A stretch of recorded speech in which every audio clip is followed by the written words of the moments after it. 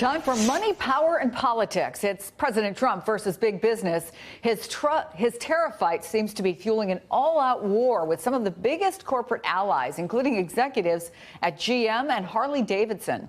According to Politico, corporate titans and market analysts fear Trump is on the cusp of damaging the American economy and that he will not recognize the failure of his approach until it's too late.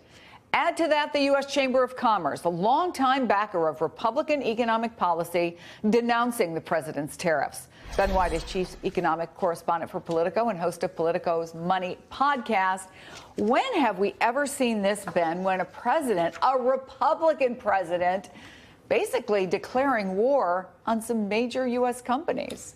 You have to go back a long way. I talked to historians for that article of Republican presidencies, and they couldn't come up with examples where you have groups like the Chamber of Commerce, Business Roundtable, GM, Harley-Davidson, all saying, look, we don't want these tariffs, particularly in the automotive industry. Trump's talking about 20 to 25% tariffs on all imported cars. Nobody in the automotive industry in the United States wants that. None of the big employers want that because their supply chains are completely global now. They get parts from abroad, assemble the cars here, sell them abroad. And then you get farmers who are worried about soybean exports to China.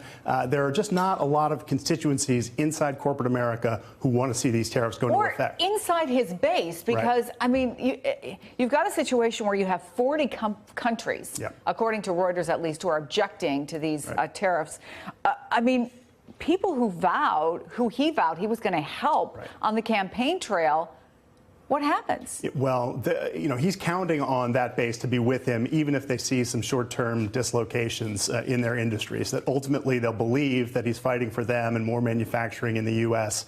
We'll see if that actually plays out. We're about to see these tariffs go into effect. You see a nail company. You see a nail company shutting down, and Harley-Davidson. There's a solar company. I think you wrote about this in your piece, laying off 40% of its workforce. This is where the rubber hits the road, when these things actually start to happen. And Friday, we get $34 billion in tariffs on China go into effect. China expected to retaliate, then will retaliate back. That's when you start to see a real impact of farmers in the U.S. unable to access the Chinese market. That's soybeans, that's pork, that's red states. These are people who voted for Trump who are going to be impacted and hurt by this. I think once it's not just rhetoric, but real economic reality, he could start to lose some of his base on this, and that's when he might have to change policy. Yeah, and even at that point, as we said, if they're right and we're going to see this, is it something that can just be then turned around? He says, oh, well, maybe this wasn't such a good idea. Yeah, that is, you read that quote about people fearing that it will be too late once you realize this is wrong, because the tariffs will go. Well, too late is if you've got,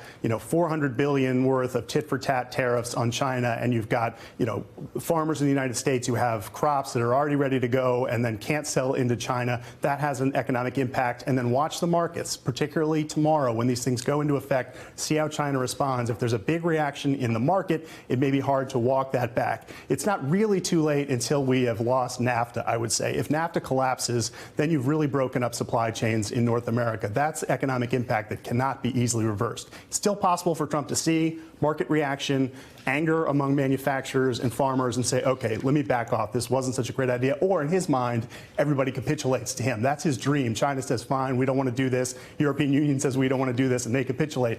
I don't see that happening, but it's not completely implausible that he could win some of this. Hey there, I'm Chris Hayes from MSNBC. Thanks for watching MSNBC on YouTube. If you want to keep up to date with the videos we're putting out, you can click subscribe just below me, or click over on this list to see lots of other great videos.